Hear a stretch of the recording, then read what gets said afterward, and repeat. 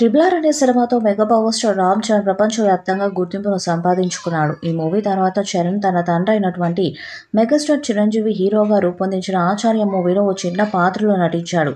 తాజాగా చరణ్ శంకర్ దర్శకత్వంలో 'game changer' అనే సినిమాలో హీరోగా నటించాడు.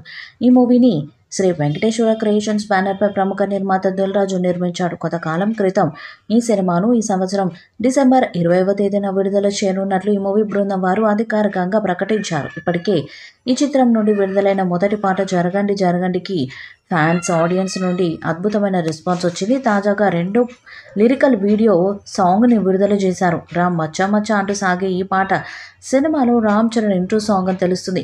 పిక్చరైజేషన్లో శంకర్ మార్క్ కనిపించింది. ఇక రామ్ చరణ్ వేసిన స్టెప్పులు ప్రత్యేక ఆకర్షణగా నిలిచాయి.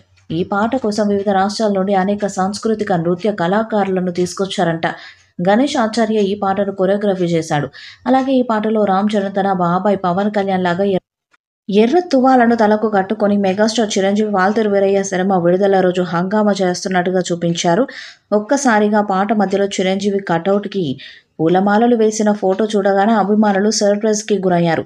కేవలం కంటెంట్ నేపథ్యంలోనే కాదు, ఈ చిత్రాన్ని ఫ్యాన్స్ అభిరుచికి తగ్గట్టుగా కూడా తెరకెక్కించారనేది ఈ లిరికల్ వీడియోని చూసిన తర్వాత ఆడియన్స్కి ఒక క్లారిటీ వచ్చింది. ఈ పాట మొదటి పాట కంటే పెద్ద హిట్ అయ్యేలాగా అనిపిస్తుంది.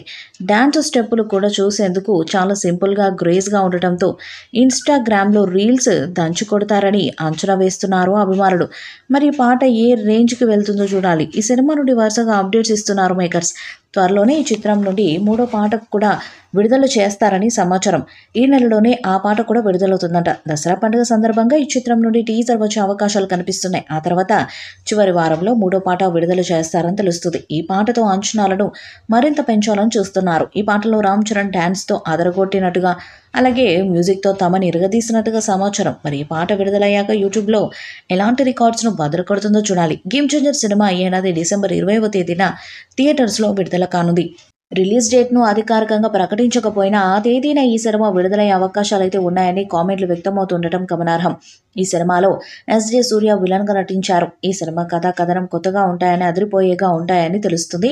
ట్విస్టులతో ఈ సినిమా తెరకెక్కిందని సమాచారం అందుతుంది.